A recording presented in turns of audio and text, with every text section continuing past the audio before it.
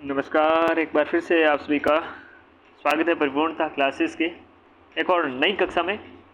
और हम पढ़ रहे थे हिंदी साहित्य, और हिंदी साहित्य के अंतर्गत हमने आधुनिक काल पढ़ा, भक्ति काल पढ़ा और रीति काल पढ़ा।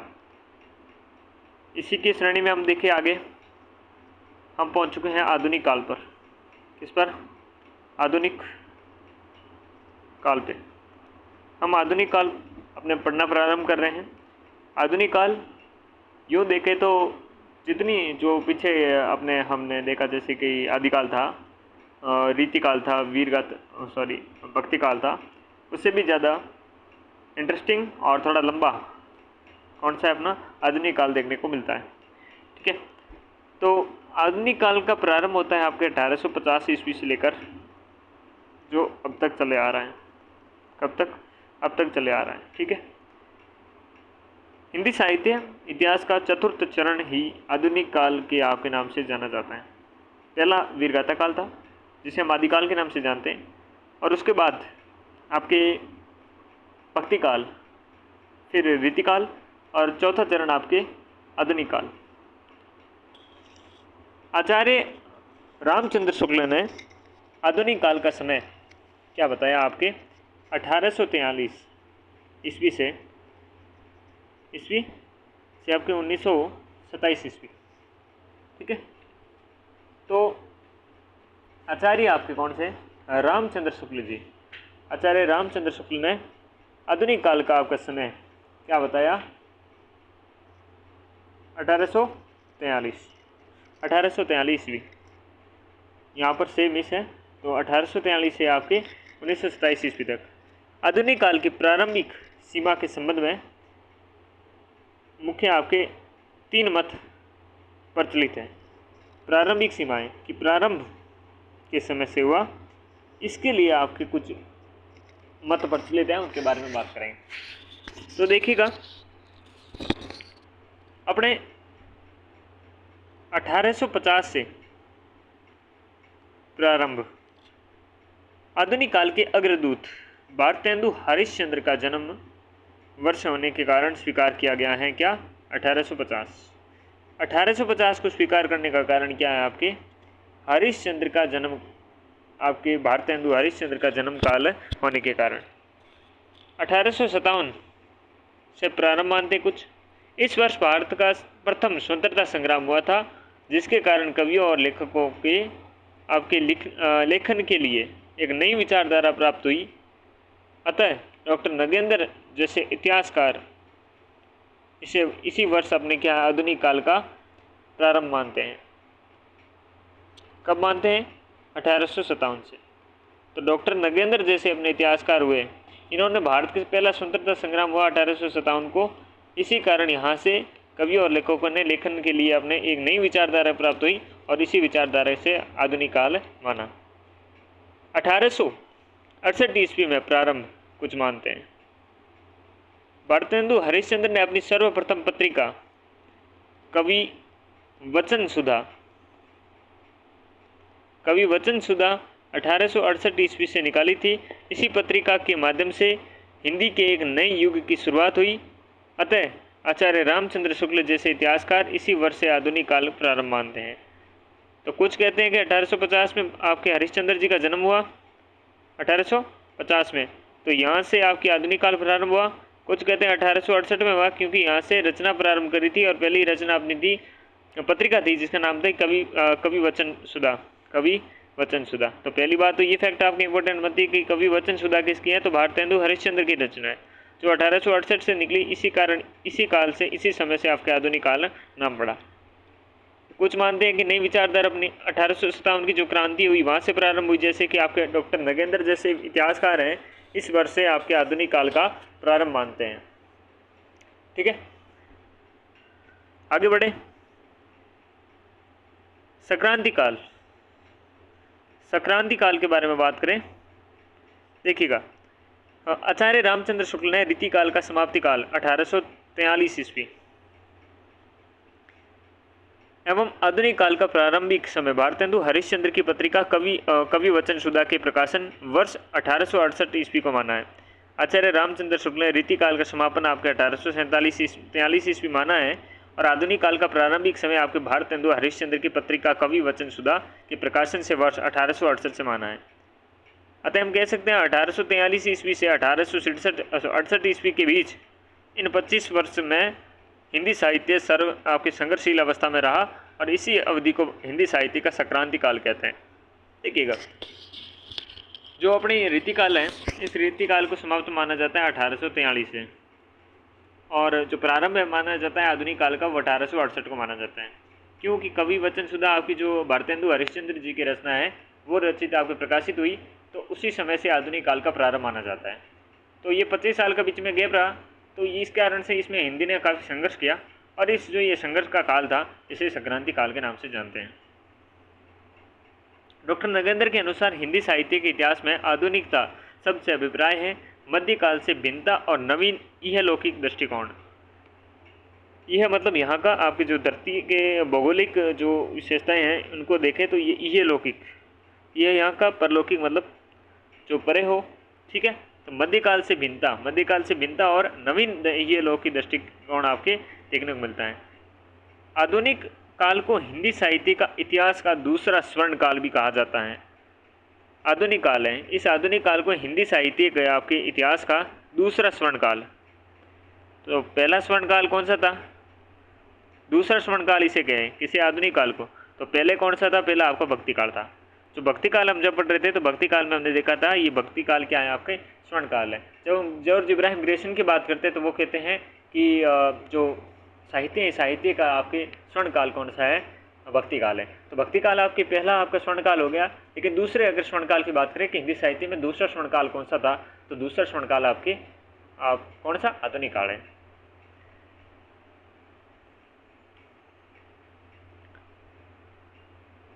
तो आधुनिकता शब्द से आपने अभिप्राय देख लिया कि मध्यकाल से भिन्नता और नवीन ये लौकिक दृष्टिकोण। और आधुनिक काल को हिंदी साहित्य इतिहास का दूसरा स्वर्ण काल कहा जाता है, क्योंकि जन चेतना, क्यों कहते हैं कि जन चेतना एवं जागरूकता का जितना सशक्त स्वर आधुनिक युग में साहित्य मुखरित हुआ है उतना कभी अपने पहले नहीं हुआ है। जन चेतना और जागरूकता जितना सशक्त रूप से, ठीक है, आधुनिक युग के साहित्य में मुखरित हुआ है उतना पहले कभी नहीं हुआ था। आधुनिक काल का नामकरण के बारे में देखते हैं। समझ में आ गया कि दूसरा स्वर्ण काल है, पहला तो भक्ति काल है। यहाँ पर जागरूकता का काम, एक नई राष्ट्रीयता का काम। भक्ति काल आपने 1857 की क्रांति के बाद एक अलग ही अपना हिंदी साहित्य के रूप में मिलता है, एक अलग ही प्रकार की नई प्रकार की विद्या देखने को मिलती है इसमें। तो स्वर्ण काल कहना भी वाकिफ अपने होता है। आधुनिक काल के नामकरण के देखें कि जैसे कि शुक्ल जी हैं, मिश्र बंधु हैं, राम कुमार वर्मा हैं, अपने गुप्त जी हैं, हजारी प्रसाद जी हैं और कुलश्रेष्ठ जी हैं, ये इनको क्या क्या नामकरण से कहते हैं। तो देखिएगा, आपको पता होगा कि रामचंद्र शुक्ल जी वगैरह आए उस समय यहाँ पर ये काल गद्य के रूप में, गद्य भाषा, पद्य से आगे बढ़कर गद्य में भी बहुत लिखा गया। और जो अपना काल है ये वर्तमान काल के नाम से जानते हैं। तो कुछ आएंगे तो वर्तमान काल कहेंगे इन्हें, और जो आधुनिक काल कहने वाले तो बहुत आएंगे, ठीक है। चलिए देखें, आचार्य अपने शुक्ल जी हैं, इन शुक्ल जी ने गद्य काल कहा। क्या कहा, काल कौन सा काल कहा, गद्य काल कहा, ठीक है। आचार्य शुक्ल जी ने इन्हें गद्य काल से नाम से पुकारा। वही मिश्र बंधु हैं, मिश्र बंधु ने क्या कहा, वर्तमान काल कहा। क्या काल कहा, वर्तमान काल। राम कुमार वर्मा, गणपति चंद्र गुप्त और हजारी प्रसाद द्विवेदी, इन्होंने आधुनिक काल के नाम से पुकारा। हजारी प्रसाद द्विवेदी जी, गणपति चंद्र गुप्त और राम कुमार वर्मा, इन तीनों ने आधुनिक काल के नाम से पुकारा। वर्तमान काल किसने कहा, मिश्र बंधु ने कहा, मिश्र बंधु ने कहा। और रामचंद्र शुक्ल जी ने गद्य काल कहा। कौन सा काल कहा, गद्य काल कहा। वहीं डॉक्टर पृथ्वीनाथ कमल कुल श्रेष्ठ इन्हें साहित्य काल कहते हैं। श्रेष्ठ क्या है, साहित्य है, तो साहित्य काल, साहित्य काल के नाम से कौन कह रहे हैं, पृथ्वीनाथ कमल कुल श्रेष्ठ साहित्य काल से नाम से पुकार रहे हैं। आधुनिक काल का उपविभाजन के बारे में बात करें तो आधुनिक काल का उपविभाजन हमें देखने को मिलता है। डॉक्टर नगेंद्र एवं अन्य इतिहासकारों के द्वारा आधुनिक काल को कुछ इस प्रकार से आपने उपविभाजित किया है। क्या किया है, उपविभाजित किया है। किस प्रकार से हैं देखते हैं। देखो ये अपने कौन है, नगेंद्र जी हैं और अन्य इतिहासकार हैं। उन्होंने आधुनिक काल को अपने उपविभाजित किया है। किस प्रकार से किया है देखते हैं। फिर हम इसके बाद में बच्चन सिंह ने, बच्चन सिंह भी नाम इंपॉर्टेंट है, तो बच्चन सिंह ने भी कुछ अपने उपविभाजन दिया है, उनके बारे में देखेंगे और उसके बाद में भारतेंदु युग की तरफ बढ़ जाएंगे। तो बात करें पुनर्जागरण काल, कौन सा काल, पुनर्जागरण काल, जिसे भारतेंदु युग के नाम से जानते हैं। ठीक है, पहले ये तिथियां बाद में देखते हैं, पहले नाम देखते हैं। नाम का अपने क्लियर होना जरूरी है। सबसे पहले हम भारतेंदु युग पढ़ेंगे। भारतेंदु युग के बाद में हम हजारी प्रसाद द्विवेदी यानी कि द्विवेदी युग पढ़ेंगे। द्विवेदी के बाद में प्रशांत पंत निराला का युग पढ़ेंगे। उसके बाद साम्यवादी, उसके बाद तार सप्तक या अज्ञेय युग पढ़ेंगे और उसके बाद नई अपनी जो कविता युग है वो पढ़ेंगे। तो जो अपना भारतेंदु युग है, इस भारतेंदु युग को हम पुनर्जागरण के काल से नाम से जानते हैं। पुनर्जागरण से बाद में आता है जागरण काल, जागरण सुधार काल, वो द्विवेदी युग था। उसके बाद में छायावादी काल आता है, जिसमें प्रसाद जी, पंत जी और निराला का युग होता है। उसके बाद प्रगति, छाया के बाद होती है प्रगति, तो प्रगति काल साम्यवादी युग आएगा। उसके बाद प्रयोगवाद काल आएगा, जिसमें तार सप्तक और अज्ञेय युग होगा। और फिर नवलेखन काल होगा, जिसमें नई कविता का युग माना जाएगा। तो 1850 से लेकर 1900 ईस्वी तक अपने भारतेंदु युग चलता है, जिसे हम पुनर्जागरण काल के नाम से जानते हैं। और उसके बाद में 1900 से लेकर 1920 तक 20 वर्ष का द्विवेदी युग चलता है, हजारी प्रसाद द्विवेदी जी के नाम पे। उसे हम जागरण सुधार काल के नाम से जानते हैं। फिर 20 से लेकर 36 तक छायावादी काल चलता है, जिसे हम प्रसाद, पंत और निराला युग के नाम से जानते हैं। ये 20 से 36 तक चलता है। और फिर 36 से 43 तक प्रगति काल चलता है, जिसे हम साम्यवादी युग के नाम से जानते हैं। और प्रयोगवाद काल आता है प्रगति के बाद में, प्रयोग के बाद नव। प्रयोग काल आपके तार सप्तक या अज्ञेय युग है, जो 1943 से लेकर 1953 ईस्वी तक चलता है। और उसके बाद नवलेखन काल आता है, जिसे नई कविता का युग कहते हैं, 1943 ईस्वी से लेकर अब तक चले आ रहा है। उसके बाद हम बच्चन सिंह के अगर उपविभाजन के बारे में बात करें तो उन्होंने 3 भागों में अपने बांटा। 3 कौन कौन से हैं, नव जागरण, स्वच्छंदता युग और उत्तर स्वच्छंदतावाद युग। ठीक है, ये रहे। ये आपका विभाजन देखने को मिलता है इस प्रकार से। कौन कौन सा है कि नव जागरण युग, जो 1857 से लेकर 1920 तक चलता है। और उसके बाद स्वच्छंदता युग है, जो 1920 से लेकर 1938 तक चलता है। फिर उत्तर स्वच्छंदता तक है, जो 1938 से लेकर अब तक चलता है। ये बच्चन सिंह के आपके आधुनिक काल का उपविभाजन है। इस प्रकार से हमने नगेंद्र और अन्य के देखे और फिर हमने बच्चन सिंह के देखे। तो ये काल का विभाजन रहा आधुनिक काल का। हमने देखा कि किन किन व्यक्तियों ने क्या नाम दिया, कि वर्तमान काल मिश्र बंधु कहते हैं, और आपके जो गद्य काल है वो कौन कहते हैं, गद्य काल आपके शुक्ल जी कहते हैं। वहीं कुलश्रेष्ठ जी क्या कहते हैं, साहित्य काल है। बाकी हमने नाम देखे जिनमें आपके वर्मा जी हुए, रामशंकर वर्मा जी, राम कुमार वर्मा जी, गणपति चंद्रगुप्त और हजारी प्रसाद द्विवेदी ने आधुनिक काल के नाम से पुकारा। ठीक है, अब आगे बढ़े। आगे हम बात करें भारतेंदु युग की। कौन से युग की, भारतेंदु युग की। एक मैंने आज गलती कर दी, पोर्ट्रेट जो है इसके माध्यम से PDF है, तो हो सकता है छोटे दिखेंगे या फिर हो सकता है ये प्रैक्टिकल रूप से सही दिखे। अब देखते हैं क्या होता है। हाँ, तो भारतेंदु युग के बारे में पढ़ना प्रारंभ करते हैं। सबसे पहले काल के बारे में बात करें कि भारतेंदु युग था अपना कौन सा है, तो 1850 से लेकर 1900 ईस्वी तक भारतेंदु युग चला। अगर आपको निकालना हो, क्या आपको निकालना पड़े कौन सा, विक्रम संवत निकालने का मूड बन जाए तो 57 ऐड कर देना। ठीक है, तो भारतेंदु युग का प्रारंभ हरिश्चंद्र के जन्म काल से यानी कि 1850 से, एवं अवसान यानी कि समाप्ति काल सरस्वती पत्रिका की आविर्भाव काल। अब सरस्वती पत्रिका जब आई, इस पत्रिका की आविर्भाव काल से यानी कि 1900 ईस्वी तक इसको माना जाता है। ठीक है, तो सरस्वती पत्रिका आने का टाइम और हरिश्चंद्र के आपके 1850 से जन्म का टाइम, इससे लेकर आपके चलता है। इस युग का नामकरण हिंदी नवजागरण के अग्रदूत भारतेंदु हरिश्चंद्र के नाम पर किया गया है। तो हमारे हिंदी नवजागरण के अग्रदूत भारतेंदु हरिश्चंद्र के नाम पर इस युग का नामकरण किया गया है। रीतिकाल में जो हिंदी साहित्य केवल दरबारी संस्कृति का काव्य बनकर रह गया था, जो श्रृंगारिकता मात्र से रहकर रह गया था, भारतेंदु युग में वह पुनः जन काव्य यानी कि आम व्यक्ति का काव्य बनने लगा था। अतः डॉक्टर नगेंद्र ने इसे हिंदी साहित्य का पुनर्जागरण काल कहकर पुकारा। जो दरबारों में जाकर सो गया था उसे वापस आम जनता में लाने का काम यानी कि पुनः जगाने का काम किसने किया? भारतेंदु हरिश्चंद्र जी ने किया। तो इस काल को भारतेंदु युग के नाम से पुकारा जाता है और पुनर्जागरण के काल से कहकर पुकारने वाले नगेंद्र जी हैं। इस युग में पद्य काव्य रचना के लिए ब्रज भाषा का एवं गद्य काव्य के लिए खड़ी बोली हिंदी का प्रयोग किया गया। हम अगर भाषा के रूप में बात करें तो इस काल में यानी कि भारतेंदु युग में किस भाषा का प्रयोग किया गया? तो आपके पद्य भाषा के रूप में देखें तो पद्य के लिए आपके ब्रज भाषा का इस्तेमाल किया गया। किसका? ब्रज भाषा का। वहीं गद्य भाषा में गद्य की काव्य रचना के लिए आपके खड़ी बोली का प्रयोग, खड़ी बोली हिंदी का प्रयोग किया गया।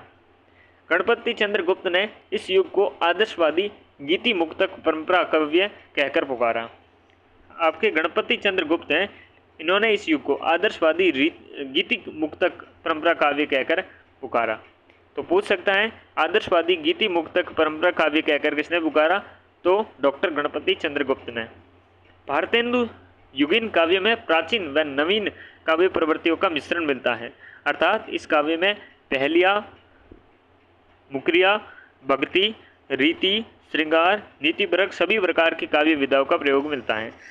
जो भारतेंदु युगीन काव्य हैं इसमें प्राचीन है, नवीन है, सभी प्रकार की अपनी प्रवृत्तियों का मिश्रण मिलता है। और इस काव्य में अपने पहली हैं, मुकेरियाँ हैं, भक्ति हैं और रीति है, श्रृंगार है, नीतिपरक है, सभी प्रकार के काव्य विधाओं का प्रयोग करने को देखने को मिलता है। डॉक्टर रामविलास शर्मा ने लिखा है, भारतेंदु युग के एक और मध्यकालीन दरबारी संस्कृति थी तो दूसरी ओर आम जनता में एक सामाजिक और राजनीतिक आंदोलन के लिए वातावरण तैयार करना था। भारतेंदु युग के एक और अपने मध्यकालीन जो दरबारी संस्कृति थी तो दूसरी ओर क्या थी? आम जनता में एक सामाजिक और राजनीतिक आंदोलन के लिए वातावरण तैयार करना। ये राम विलास शर्मा के अनुसार लिखा गया है। खड़ी बोली के संबंधित कुछ तथ्य देखें तो मध्यकाल या मुगल काल में हिंदी भाषा में संस्कृत के तत्सम शब्दों का अधिक प्रयोग होने लगा था। इस तत्सम शब्दावली प्रधान हिंदी भाषा को खड़ी बोली के नाम से पुकारा गया। हमारे दिमाग में एक बात आता है कि खड़ी बोली क्या थी? जो गद्य के लिए प्रयोग की गई वो खड़ी बोली थी। लेकिन खड़ी बोली थी क्या? तो खड़ी बोली वो थी मध्यकाल में, यानी कि जो आपका मुगल काल था उस काल में संस्कृत के जो तत्सम शब्दावली थी उसका अधिक प्रयोग होने लगा था और इस तत्सम शब्दावली की प्रधान हिंदी भाषा को ही खड़ी बोली के नाम से पुकारा जाता है। तो आपका आज एक डाउट क्लियर हो गया होगा, पूरा पता चल गया होगा कि खड़ी बोली क्या थी। यह बोली प्रारंभ में हरियाणा, पंजाब, दिल्ली के आसपास के क्षेत्रों में अधिक बोली जाती थी।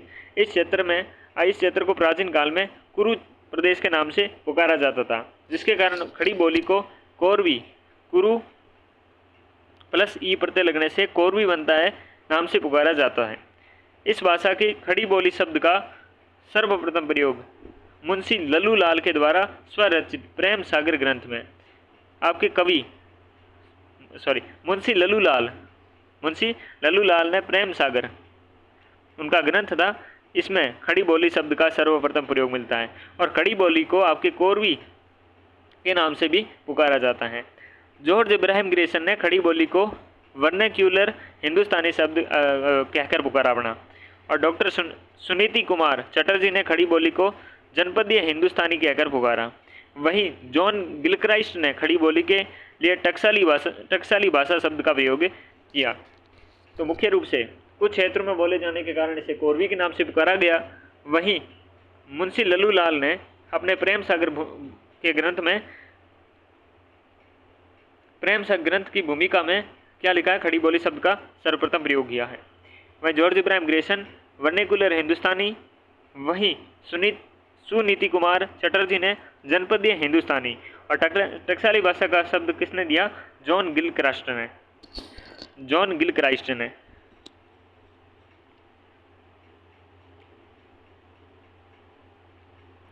हिंदी भाषा के सर्वप्रथम समाचार पत्र उदंत मार्तंड। उदंत मार्तंड। हिंदी भाषा के सर्वप्रथम समाचार पत्र आपके उदंत मार्तंड में खड़ी बोली के लिए मध्य देशीय भाषा शब्द का प्रयोग किया गया था।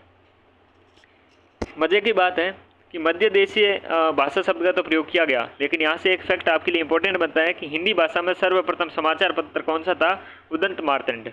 कौन सा था? उदंत मार्तंड। तो इसमें खड़ी बोली के लिए आपके मध्य देशीय भाषा शब्द का प्रयोग किया गया था।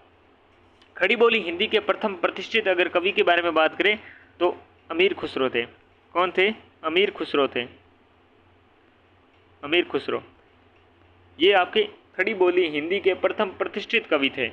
उत्तर भारत में खड़ी बोली को अपने साहित्य का माध्यम बनाने वाले प्रथम साहित्यकार गंग भाट थे 17वीं सदी में। उनकी रचना देखें, चंद छंद वर्णन की महिमा, जो एक गद्य काव्य है उसमें आपके चंद छंद वर्णन की महिमा गद्य काव्य में गंग भाट के द्वारा उत्तर भारत में खड़ी बोली को अपने साहित्य का माध्यम बनाने वाले प्रथम साहित्यकार थे। खड़ी बोली के हिंदी के प्रथम प्रतिष्ठित अगर कवि की बात करें तो अमीर खुसरो थे। दक्षिणी भारत में खड़ी बोली के साहित्य सर्जन करने वाले साहित्यकार मुल्ला वजही 1605 से लेकर 1660 ईस्वी तक रहने वाले। इन्होंने इनकी रचना सबरस और कुतुब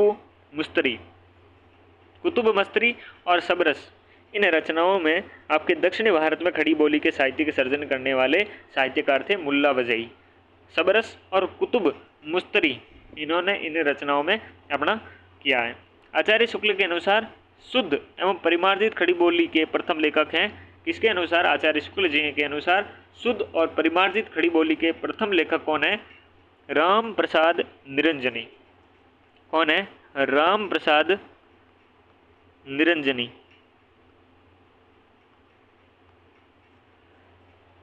रचना भाषा योग वशिष्ठ। रचना काल है 1741 ईस्वी। ठीक है। ये पटियाला दरबार में रहते थे और वहाँ की महारानी को कथा बाँचकर आपके सुनाया करते थे। कौन? राम प्रसाद निरंजनी। शुद्ध और परिमार्जित खड़ी बोली के प्रथम लेखक हैं आचार्य शुक्ल के अनुसार राम प्रसाद निरंजनी। भाषा योग वशिष्ठ। आचार्य शुक्ल के अनुसार शुद्ध और परिमार्जित खड़ी बोली का प्रयोग करने वाले द्वितीय लेखक है पंडित दौलत राम। रचना थी पद्म पुराण। दौलत राम की दौलत का पद्म बड़ा पुराण। ठीक है। दौलत का पद यानी कि दौलत राम की पद्म पुराण आपके दूसरे थे। इन्होंने अर्षणाचार्य द्वारा रचित जैन पद्म पुराण का खड़ी बोली में अनुवाद किया था। ठीक है। जैन पद्म पुराण किसका? अर्षणाचार्य द्वारा लिखित है, उसका अनुवाद किया था। आचार्य शुक्ल के मतानुसार आधुनिक आपके जो आचार्य शुक्ल के अनुसार आधुनिक खड़ी बोली के सर्वप्रथम रचना किसने की? एकांतवासी योगी। ऐसा काम एकांत में रहने वाले कर सकता है कि आधुनिक खड़ी बोली का सर्वप्रथम रचना किसकी हो सकती है? एकांतवासी योगी की। रचनाकार ये आपकी सर्वप्रथम रचना है। ठीक है ना, रचना है ये। और रचनाकार है पंडित श्रीधर पाठक। जो आधुनिक खड़ी बोली के सर्वप्रथम रचना है एकांतवासी योगी के रचनाकार है श्रीधर पाठक। 1886 ईस्वी में इसके रचना काल हैं। आचार्य शुक्ल के मतानुसार आधुनिक खड़ी बोली का सर्वप्रथम महाकाव्य रचना कौन सी है? प्रिय प्रवास। महाकाव्य रचना कौन सी? खड़ी बोली की आपके आधुनिक खड़ी बोली की सर्वप्रथम महाकाव्य रचना है प्रिय प्रवास, जो अयोध्या सिंह उपाध्याय की 1914 में ईस्वी में लिखी गई। प्रिय प्रवास सबसे पहले आपकी बात करें तो प्रिय प्रवास किसकी रचना है? अयोध्या सिंह उपाध्याय की। प्रिय प्रवास अयोध्या सिंह उपाध्याय 1914 में आचार्य शुक्ल के अनुसार आधुनिक खड़ी बोली की सर्वप्रथम महाकाव्य रचना है। खड़ी बोली के जो गद्य रचना है कि प्रवर्तन व विकास में महत्वपूर्ण योगदान देने वाली संस्था फोर्ट विलियम कॉलेज कलकत्ता, जिसकी स्थापना वर्ष आपके 1800 ईस्वी है, इसने आपके काफ़ी योगदान दिया। फोर्ट विलियम कॉलेज ने फोर्ट विलियम कॉलेज में 1803 ईस्वी में हिंदी उर्दू गद्य पुस्तकें तैयार करवाई गई थी। 19वीं शताब्दी में खड़ी आपकी बोली गद्य प्रवर्तक करने वाले 4 प्रमुख लेखक थे। 19वीं शताब्दी में खड़ी बोली गद्य का प्रवर्तन करने वाले 4 प्रमुख लेखक थे बड़े। फोर्ट विलियम कॉलेज से संबंधित थे कदम मिश्र, नासिक के तोपेख्यान, अन्य नाम मिलता है चंद्रावती, और एक लल्लू लाल जिनके प्रेम सागर नामक ग्रंथ मिलता है। तो फोर्ट विलियम कॉलेज से संबंधित एक सदल मिश्र और लल्लू लाल प्रेम सागर और सदल मिश्र। नासिके तोपेख्यान, रचना क्या है? नासिके तोपेख्यान, और अन्य नाम है जिसका चंद्रावती। अन्य 2 लेखक की बात करें तो मुंशी सदा सुखलाल नियाज, रचना क्या है? सुख सागर। मुंशी सदा सुखलाल नियाज की आपके सुख सागर नामक रचना है। दूसरे थे सैयद इंसा अल्लाह खां जिनकी रानी केतकी की कहानी यह रचना रही। तो 19वीं शताब्दी में खड़ी बोली के गद्य के प्रवर्तन करने वाले 4 प्रमुख लेखकों का नाम आता है सदल मिश्र, लल्लू लाल, मुंशी सदा सुखलाल नियाज और सैयद इंसा अल्लाह खां। इस कहानी को उदयभान चरित्र नाम से भी जाना जाता है।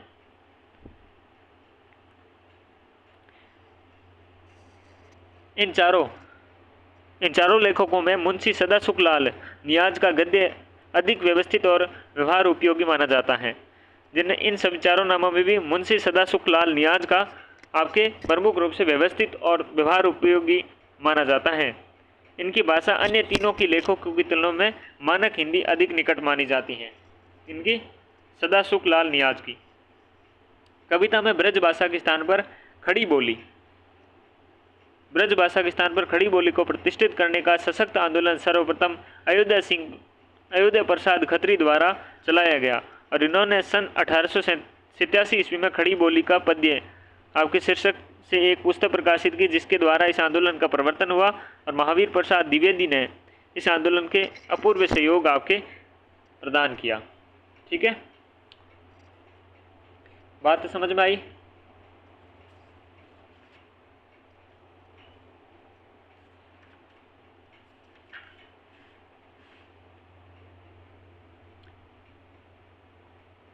एक मैंने गलती कर दी, बार बार वो सेम नाम याद रह गया था दिमाग में। मैंने कहा था द्विवेदी युग। जहाँ भी मैंने द्विवेदी युग के बारे में बात करी वो द्विवेदी युग आपके हजारी प्रसाद द्विवेदी का युग नहीं था, वो महावीर प्रसाद द्विवेदी का युग था। ठीक है ना, तो वो एक बैक ऑन माइंड आपके कोई नाम चलता है ना, वहाँ से दिमाग में रह जाती है कुछ चीज़ें।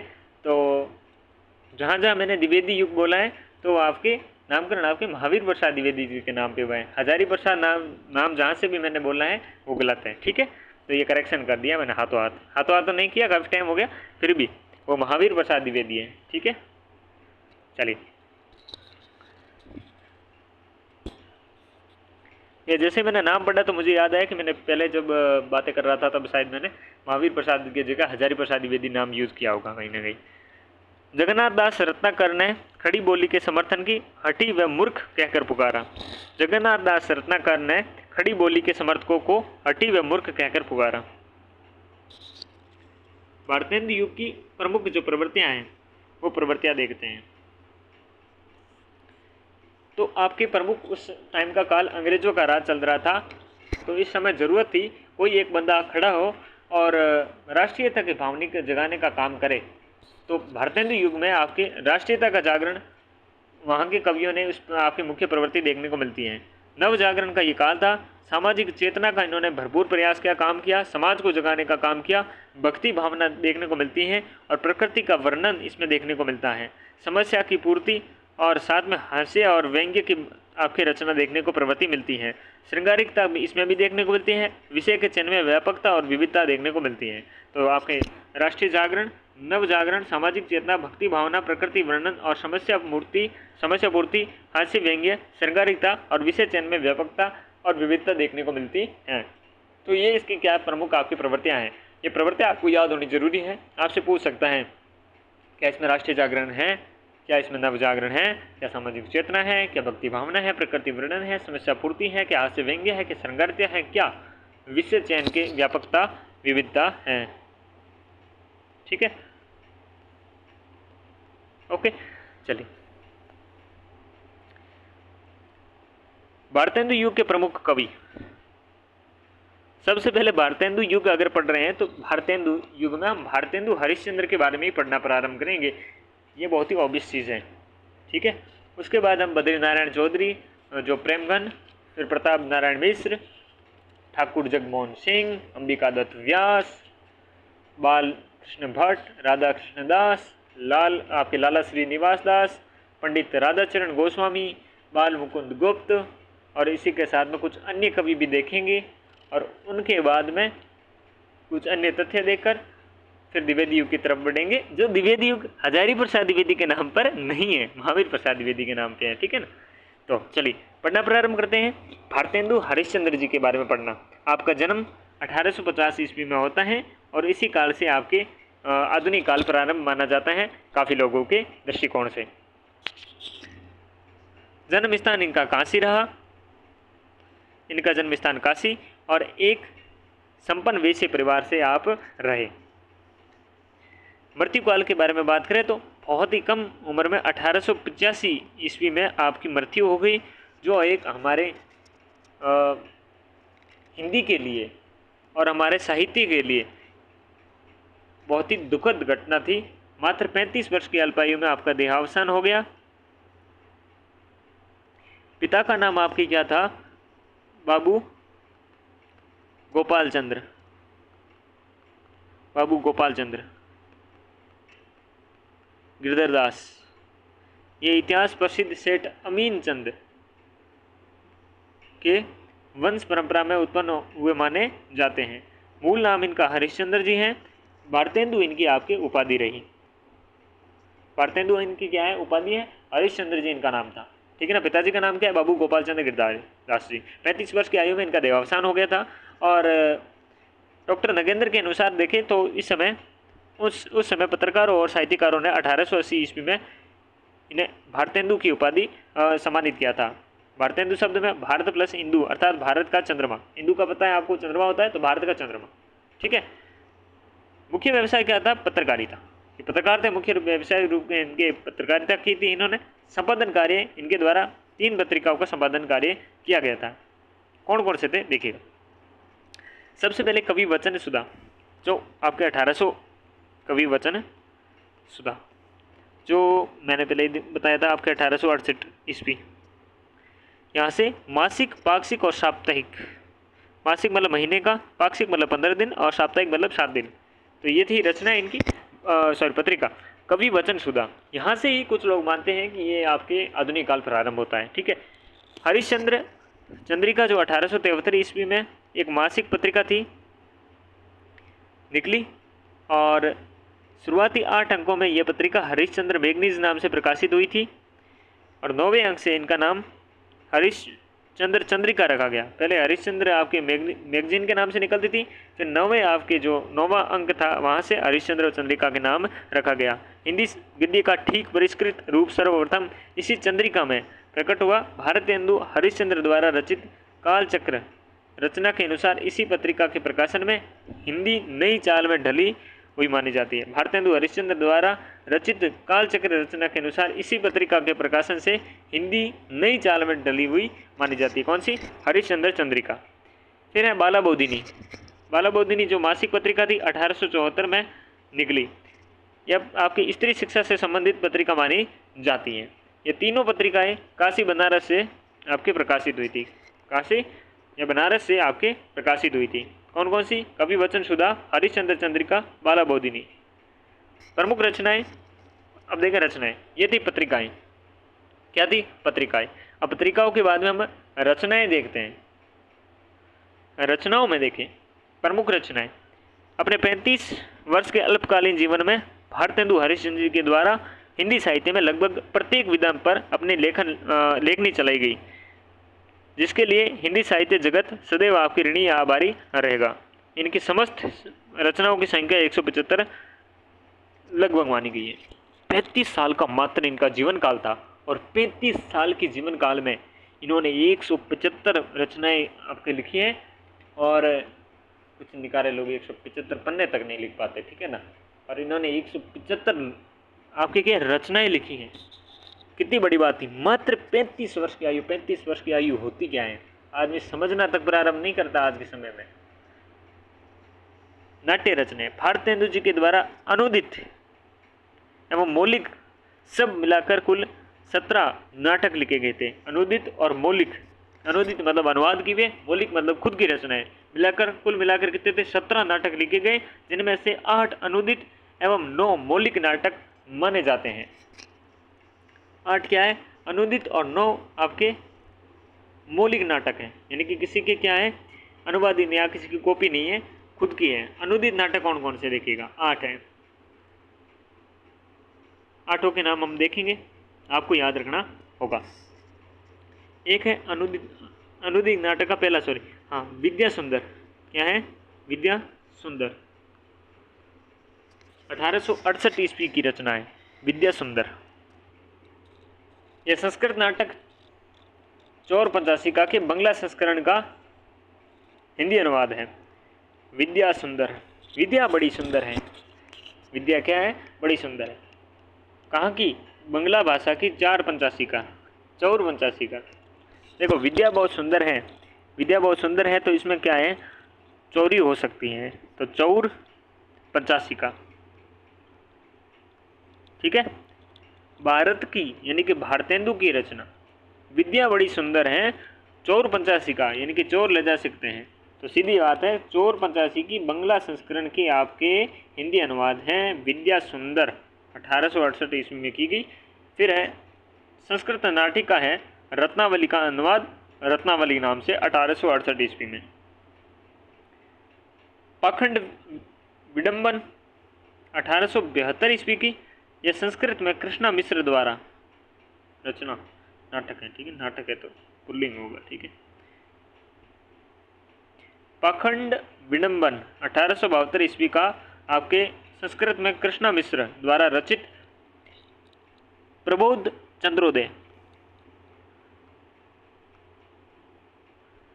चंद्रोदय के नाटक के तीसरे अंक का अनुवाद किया गया है, जो कृष्ण मिश्र के द्वारा लिखित है पाखंड विडंबन में। एक है धनंजय विजय, ये संस्कृत के कांचन कवि द्वारा धनंजय विजय का नाटक है, तो कांचन कवि के द्वारा धनंजय विजय है, तो इसका अनुवाद आपके धनंजय विजय के नाम से इन्होंने अनुवाद किया है, ठीक है। एक है कर्पूर मंजरी नाटक, ये भी अनुवादित है आपके 1875 ईस्वी में। आपके यह षटक श्रेणी का नाटक संस्कृत के कांचन कवि के द्वारा रचित नाटक का अनुवाद है, ठीक है ना। षटक श्रेणी का नाटक है, संस्कृत के कांचन कवि के द्वारा रचित है ये भी। तो कर्पूर मंजरी, धनंजय विजय, पाखंड विडंबन, और फिर अगला है भारत जननी 1877 ईस्वी में है। इसका अनुवाद गीति नाट्य है, जो संस्कृत में हिंदी में अनुवादित है, ठीक है ना। फिर है मुद्रा राक्षस, ये विशाख दत्त के संस्कृत नाटक है, इसका हिंदी अनुवाद है। मुद्रा राक्षस आपको पता है विशाख दत्त की रचना है, संस्कृत का नाटक है, इसके अनुवाद इन्होंने किया है। दुर्लभ बंधु है, ये अंग्रेजी नाटककार हैं, शेक्सपियर के मर्चेंट ऑफ वेनिस का हिंदी अनुवाद है। शेक्सपियर की रचना का नाटक है, शेक्सपियर का कौन सा नाम है मर्चेंट ऑफ वेनिस, इसका आपके अंग्रेजी में था ये, इसका दुर्लभ बंधु के नाम से अनुवाद करके यह नाटक इन्होंने लिखा, ठीक है। तो मेरे साथ एक साथ बोलिएगा, जगह नहीं बोलना है। दुर्लभ बंधु, मुद्रा राक्षस, भारत जननी, कर्पूर मंजरी, धनंजय विजय, पाखंड विडंबन, विद्या सुंदर, रत्नावली। विद्या बड़ी सुंदर जैसे रत्नों की हो अवली, पाखंड विडंबन नहीं चलते, धनंजय विजय भी नहीं चलेगा, कर्पूर और भारत जननी, कर्पूर लो भारत जननी, मुद्रा की राक्षस दुर्लभ बड़िंदु। कोई आपके ना सर था ना पैर था ना आँख से नाक था जो मैंने पूरा बोला, लेकिन बस याद होने चाहिए, बस सीधी बात है ये।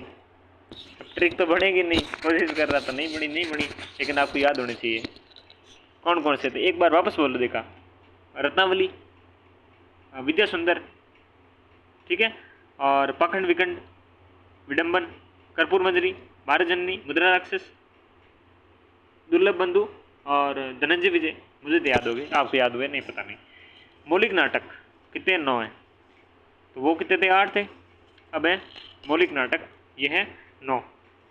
वैदिक हिंसा हिंसा न भवति, वेदी की हिंसा हिंसा न भवति 1873 ईस्वी में।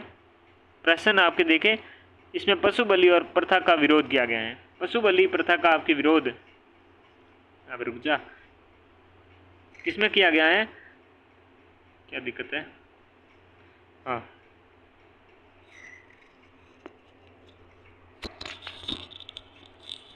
पशु बलि प्रथा का आपके विरोध किया गया है। वैदिक हिंसा हिंसा न भवति, देखिएगा मौलिक नाटक है इनके 9 से मीन्स वैदिक हिंसा हिंसा न भवति, यानी कि नहीं करना है क्या हिंसा, किसकी, पशु बलि की आपकी प्रथा का विरोध किया है। सत्य हरिश्चंद्र 1875 ईस्वी में, इसमें असत्य पर सत्य की विजय का वर्णन, अब नाम से ही पता चल रहा है सत्य हरिश्चंद्र। आचार्य रामचंद्र शुक्ल एवं डॉक्टर बच्चन सिंह के आपके अनुसार ये भारतेंदु हरिश्चंद्र की अनुदित नाटक, भारतेंदु हरिश्चंद्र का अनुदित नाटक माना है। जो आचार्य शुक्ल हैं और बच्चन सिंह, इन्होंने कहा ये भाई इनका अनुदित नाटक है, मौलिक रचना नहीं है, लेकिन मूल रूप से आपके ये मौलिक नाटक ही है। फिर है चंद्रावती नाटिका। चंद्रावली नाटिका ये 1876 में लिखा गया और इसमें प्रेम भक्ति का आदर्श प्रस्तुत किया गया है। चंद्रावली नाटिका है, इसमें प्रेम भक्ति का आदर्श आपके प्रस्तुत किया गया है। ठीक है, अगला हम देखें तो अगला कौन सा है, विशेष्य विस्मोदम, आपके विशेष्य विस्मोसदम, ठीक है 1876 का है। भाण यह देसी राजाओं की कुचक्रपूर्ण परिस्थिति दिखाने के लिए रचा गया था। किसके लिए था ये, आपके जो कौन है, भाण यह देसी राजाओं की आपके कुचक्रपूर्ण परिस्थिति को दिखाने के लिए रचा गया था। फिर है भारत दुर्दशा 1880 में, ये नाट्य रसक आपके अंग्रेजी राज्य में भारत की दशा का चित्रण किया गया है, नाम से ही पता चल रहे हैं। और ये नाटक प्रबोध चंद्रोदय की प्रतीकात्मक शैली से प्रभावित हैं। प्रबोध चंद्रोदय की प्रतीकात्मक आपकी शैली है, इस शैली से प्रभावित है। नील देवी, यह नाटक आपकी गीति रूपक, यह पंजाब के एक हिंदू राजा पर मुसलमानों की चढ़ाई का ऐतिहासिक वृत्त लिखा गया है। भारतीय नारी के आदर्शों की महत्ता का प्रतिपादन किया गया है नील देवी में। अंधेर नगरी भी इनका नाटक है। ये प्रश्न 6 दृश्य, इसमें आपके भ्रष्ट शासन तंत्र पर व्यंग्य किया गया है। आपके भ्रष्ट शासन तंत्र है उस पर व्यंग्य किया गया है अंधेर नगरी पर, नाम से पता चल रहा है अंधेर नगरी, तो कोई अंधेर मतलब अंधेरे में पोल ऐसी चल रही है, तो इस प्रकार की बातें होगी, सीधी बात है। और प्रेम जोगिनी आपकी नाटिका, इसमें क्या है, तीर्थ स्थानों पर होने वाले कुकृत्यों का चित्रण किया गया है। प्रेम जोगिनी क्या है, नाटिका है, जो इस नाटिका में तीर्थ स्थानों पर होने वाले जो कुकृत्य हैं उनका चित्रण किया गया है। सती प्रताप 1883 का ये रचना है, नाटक है, गीति रूपक है, इनका अधूरा नाटक माना जाता है। कौन सा, सती प्रताप। अब सती हो जाए कोई आदमी तो अधूरा ही रह जाएगा ना, तो अधूरा नाटक, ठीक है ना। इस नाटक को बाद में राधा कृष्ण दास द्वारा पूरा किया गया था। ठीक है जी, तो मौलिक कौन कौन सी रचनाएं थी, इनका एक बार फटाक से रिवीजन किया जाए। कैसी लगेगी बात, बहुत तगड़ी लगेगी ना, चले करते हैं। ठीक है, तो देखो नाम क्या है भाई, वैदिक हिंसा न भवति, सत्य हरिश्चंद्र, श्री चंद्रावली नाटिका, विशिष्य विषमोदम, भारत दुर्दशा, नील देवी, अंधेर नगरी, प्रेम जोगिनी, सती प्रताप अधूरा नाटक पूरा किया राधा कृष्ण दास। प्रेम जोगिनी आपके 1875 तीर्थ स्थानों पर कुकृत्य। अंधेर नगरी 1881 प्रश्न 6 दृश्य भ्रष्ट शासन तंत्र पर व्यंग्य। नील देवी हिंदी राजाओं पर मुसलमानों की चढ़ाई का ऐतिहासिक वृत्त लेखन है, भारतीय नारी के आदर्शों की महत्ता का प्रतिपादन है। भारत दुर्दशा अंग्रेजों के समय भारत की जो राजाएं थे वहाँ पर उनकी जो प्रजा थी उसमें जो दुर्दशा है वो। विशिष्य विस्मोदम या 1876 की, भाण या देसी राजाओं की कुचक्र परिस्थिति दिखाने के लिए। श्री चंद्रावली नाटिका, ये प्रेम भक्ति का आदर्श प्रस्तुत किया गया 1876 की जो नाटक है। सत्य हरिश्चंद्र 1875 के हैं, आचार्य शुक्ल और बच्चन सिंह इसको अनुदित नाटक मानते हैं। वैदिक हिंसा न भवती 1873, इसमें प्रहसन या पशु बलि प्रथा का विरोध किया गया है। अब देखिएगा, अब क्या है, काव्यात्मक रचनाएं। काव्यात्मक रचना, इनके द्वारा रचित काव्य रचनाओं की कुल संख्या 70 मानी जाती है। इनके द्वारा रचित काव्य रचनाओं की कुल संख्या कितनी है? 70। 70 इनकी रचनाएं हैं, काव्यात्मक रचनाएं कितनी है? 70। क्या बात है, ये बात इंपॉर्टेंट है कि 70 इनकी कुल संख्या मानी जाती है काव्य रचनाओं की। कितनी है?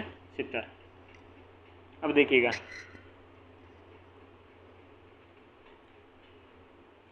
पढ़ना प्रारंभ करता हूँ। नाम, प्रेम मालिका, प्रेम सरोवर, प्रेम पचासा, प्रेम फुलवारी, प्रेम माधुरी, प्रेम तरंग, प्रेम प्रलाप, विनय प्रेम पचासा, वर्षा विनोद, गीत गोविंदानंद, वेणु गीति, मधु मुकुल, बकरी विलाप, दशरथ विलाप, फूलों का गुच्छा, प्रबोधिनी, प्रातः स्मरण, कृष्णचरित, सतसई श्रृंगार, उत्तरार्ध भक्तमाल, रामलीला, दान लीला, तनय लीला, भक्त सर्वस्व, कार्तिक स्नान, वैशाख महात्म्य, प्रेमाश्रुवर्षण, जैन कुतूहल, होली, राग संग्रह, श्री अलरत वर्णन, सुमनोअंजलि,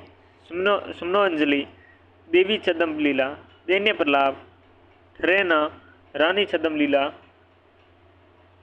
संस्कृत लावनी, मोह दिखावनी, उर्दू का श्यामा, स्वरूप चिंतन, श्री राजकुमार, शुभागमन वर्णन, मुख प्रश्न, श्री सर्वोत्तम स्रोत, निवेदक पंचक, मान सोपायन, अपवर्ग दाष्टक, नए जमाने की मुकरी, बंदर सभा, विजय वल्लरी, दीप नाटक, भारत भिक्षा, विजयनी विजय विजेती। एक बार फिर से हरिश्चंद्र जी को प्रणाम और धन्यवाद है कि इन्होंने 175 रचनाएँ रची और काव्य रचनाएँ 70 रची और 17 इन्होंने ये अनुवाद कर दिए, सॉरी नाटक लिख दिए, जिनमें 8 अनुवाद और 9 मौलिक ही। बहुत बड़ा काम किया, लेकिन याद करना भी बड़ा मुश्किल है भाई।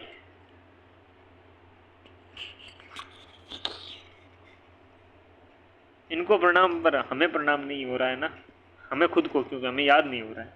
बाकी इनको तो बहुत बहुत प्रणाम है, इन्होंने इतनी रचनाएं करी, हम सोच भी नहीं सकते। इतने नामों की इन्होंने बहुत बड़ी रचना भी कर दी, ठीक है ना।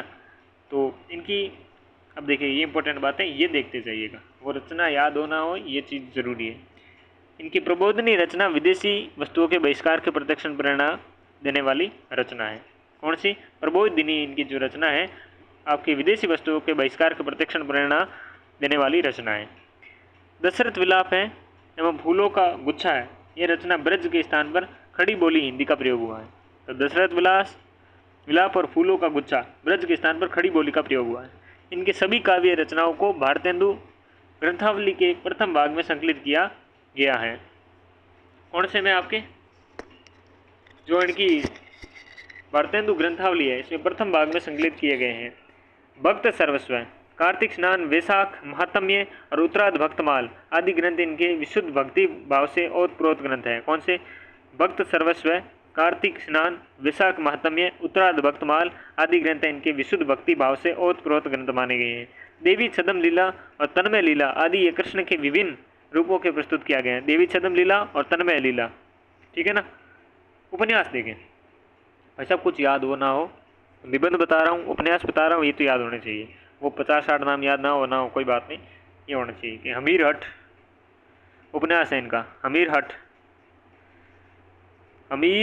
जाओ, हो जाएगी आलोचना सुलोचना, राम की है जो लीला, शीलवती और सावित्री चरित्र, ये इनका उपन्यास है। आंख बंद करके बोलो देखा, अमीर हट, रामलीला और सुलोचना, शीलवती, सावित्री चरित्र, ये इनके उपन्यास है। निबंध, निबंध है कुछ आप बीती कुछ जग बीती, बहुत फेमस। कुछ आप बीती कुछ जग बीती, ये इनका निबंध है। सबे जाति गोपाल की, सबे जाति गोपाल की, मित्रता, सूर्योदय, जयदेव, बंगभाषा की कविता, बंगभाषा की कविता। कौन कौन से निबंध हैं?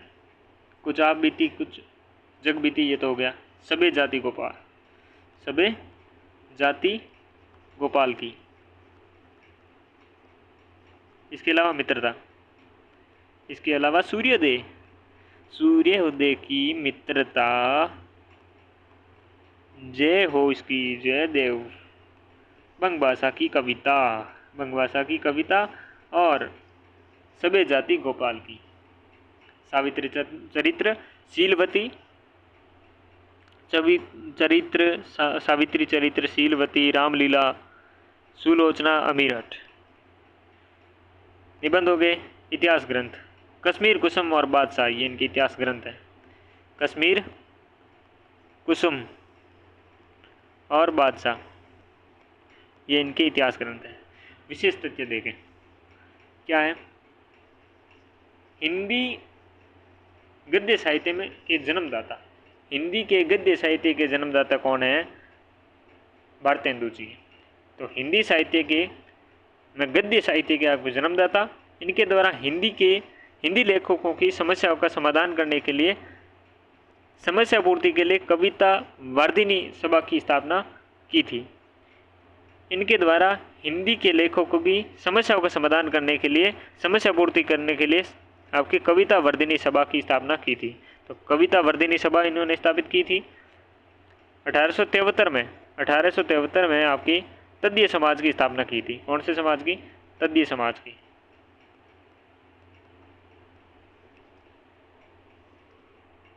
कविता वार्धिनी सभा, तद्य समाज और हिंदी गद्य साहित्य के जन्मदाता। हिंदी साहित्य में सर्वप्रथम अभिनीत नाटक जानकी मंगल, जिसके लेखक शीतला प्रसाद त्रिपाठी में लक्ष्मण पात्र की भूमिका निभाई थी। हिंदी साहित्य के सर्वप्रथम एक अभिनीत नाटक हुआ, किसका अभिनय? जानकी मंगल का, जिसके लेखक हैं शीतला प्रसाद त्रिपाठी। जानकी बड़ी शीतल, लक्ष्मण के पात्र भारतेंदु निभाए। रसा उपनाम से लेखन कार्य करते थे। रसा उपनाम से पूछ ले कि रसा उपनाम से कौन करता था? तो भारतेंदु जी। इन्होंने वल्लभाचार्य द्वारा प्रवर्तित पुष्टि मार्ग में दीक्षा आपके ग्रहण की थी। पुष्टि मार्ग में इन्होंने दीक्षा ग्रहण के लिए की थी। इन्होंने मातृभाषा, राष्ट्रभाषा की प्रशंसा करते हुए लिखा, निज भाषा उन्नति है सब उन्नति को मूल, बिन निज भाषा ज्ञान के मिटे नहीं है सूल। क्या बात लिखी है। अपनी मातृभाषा के प्रशंसा में, राष्ट्रभाषा की प्रशंसा में, निज भाषा उन्नति है सब उन्नति को मूल, सभी उन्नतियों की आपके मूल यानी कि जड़ है अपनी भाषा की उन्नति, मातृभाषा की उन्नति। बिन निज भाषा ज्ञान के मिटे न हो ये के सूल, ये के हृदय के जो सूल है वो बिन आपकी मातृभाषा के मिटते नहीं। पीपीटी में ऐड नहीं किए हैं, लेकिन इसी वीडियो में मैं भारतेंदु जी को कंप्लीट करना चाहता हूँ। तो 3 और 3 से 7 फैक्ट और है वो बता देता हूँ। ये आपके 11 वर्ष की अल्पायु में कविता लिखने लग गए थे। ठीक है, कितने? 11 वर्ष की आपकी आयु में कविताएं लिखने प्रारंभ कर दी थी।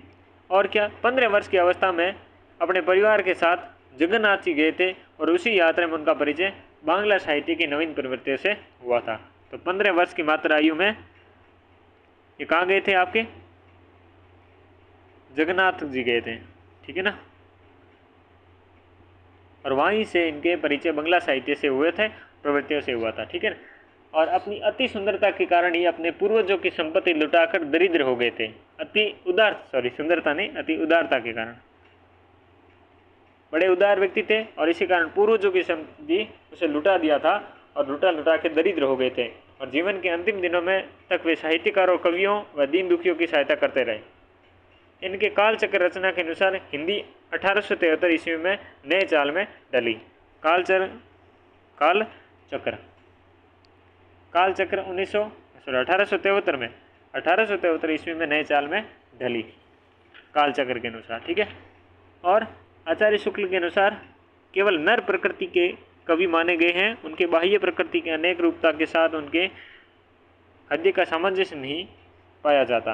आचार्य शुक्ल के अनुसार ये केवल नर प्रकृति के, कौन सी प्रकृति, नर प्रकृति के आपके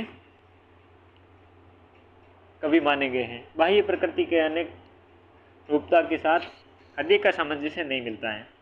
खुसरो जैसी पहेलियाँ और मुकरियाँ भी लिखी थी, मैंने पहले ही कहा पहेलियाँ और मुकरियाँ देखने को मिलती हैं इसमें, और खुसरो जैसी इनके देखने को मिलती हैं। इनकी विजयनी विजय आपके विजयंती रचना मिस्र में भारतीय सेना की विजय प्राप्ति पर लिखी गई कविता है। तो विजयनी विजय विजयंती यह आपके इनकी रचना है जो मिस्र में भारतीय सेना की विजय प्राप्ति की कविता है। तो बस इस कक्षा में इतना ही पढ़ेंगे। अगली कक्षा में जो भारतेंदु युग है, इस युग के जो अन्य लेखक हुए उन लेखकों के बारे में पढ़ेंगे। तो इस कक्षा में मैं इतना ही, मिलते हैं अगली कक्षा में, तब तक के लिए नमस्कार।